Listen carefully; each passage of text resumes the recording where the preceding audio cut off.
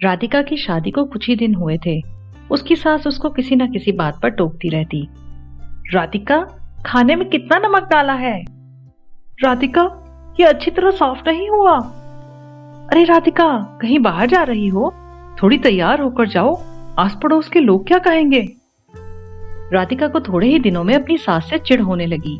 फिर एक दिन, राधिका, आज अच्छा सा खाना बनाओ और मेहमानों के लिए चाय नाश्ते का इंतजाम भी अच्छी तरह ही होना चाहिए। और हाँ, मसाले थोड़े कम ही डालना। अपनी सास की बातों से राधिका परेशान हो गई। उसने सारा खाना अकेले बनाया। शाम तक वो बेहाल हो गई। मैं कोई घर की नौकरानी हूँ? मेहमान इनके आए और मैं अकेले सबके लिए खाना बनाऊं? बस बहुत हो गया, पर अब और नहीं। अगले दिन, राधिका, अभी तक खाना नहीं बना? अभी टाइम लगेगा माँ जी। अच्छा, मुझे तो आज अपनी सहेली से मिलने जाना था। मैं तो लेट हो जाऊंगी। ज्यादा जल्दी थी तो आप पहले ही बना लेती। कुछ देर बाद, राधिका, आज सफाई नहीं की? एक दिन सफाई नहीं हुई तो क्या हो गया मम्मी जी? मुझे भी तो आराम करने का मौका मिलना चाहिए।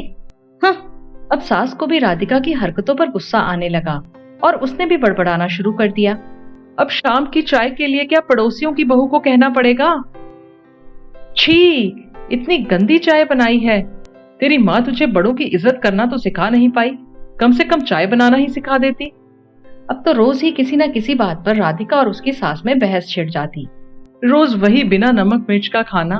पता नहीं क्या सिखा के भेजा है इसकी माँ ने। इससे अच्छा तो इंसान भूखा रह ले। नहीं पसंद तो खुद बना लीजिए।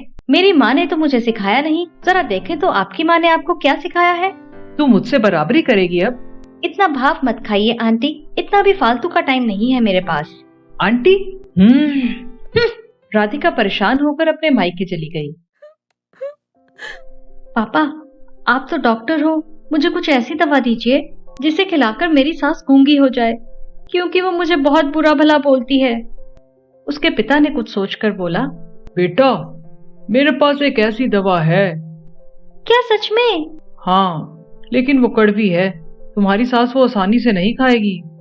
इसलिए मैंने एक तरकीब सोची है। तुम हर रोज 1 महीने तक ये दवा अपनी सास को खाने में मिलाकर खिलाती रहना।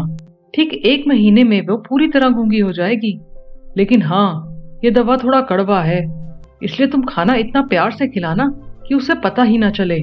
1 महीना वो जो भी कहे तुम्हें चुपचाप सुनना पड़ेगा। बस 1 महीना ना, मैं संभाल लूंगी। दवा लेकर राधिका खुशी खुशी अपने ससुराल आई और पिता के कहे मुताबिक अपना काम शुरू कर दिया। अब उसकी सास उसे जो भी कहती वो सारी बातें मानती और उलट कर जवाब भी ना देती। ये खाना कल का है क्या? इतना ठंडा पड़ा है, गरम तो कर लिया करो। जितना बोलना है बोल लो, फिर तो बोलने के लिए तरस जाओगी। इतनी मीठी चाय, घर की सारी शक्कर मेरी चाय में डाल दी क्या? रोज रोज घूमने को क्या हो गया? नेहा, मेरी ड्रेस कैसी है?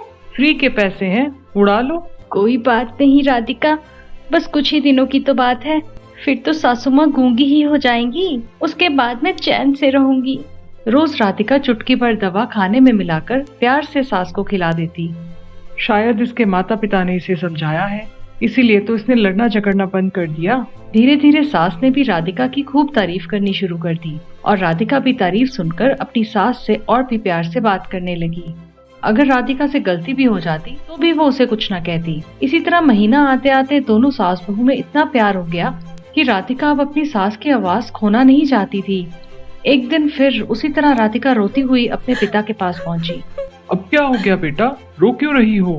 पापा, अब क्या होगा? मेरी सास बहुत अच्छी है, मैं उसकी आवाज खोना नहीं चाहती। वो मुझसे प्यार से बात करती है। मुझे कोई ऐसी दवाई दीजिए जिससे माँ जी को दी हुई दवा का असर कट सके और वो गूंगी ना हो पाए।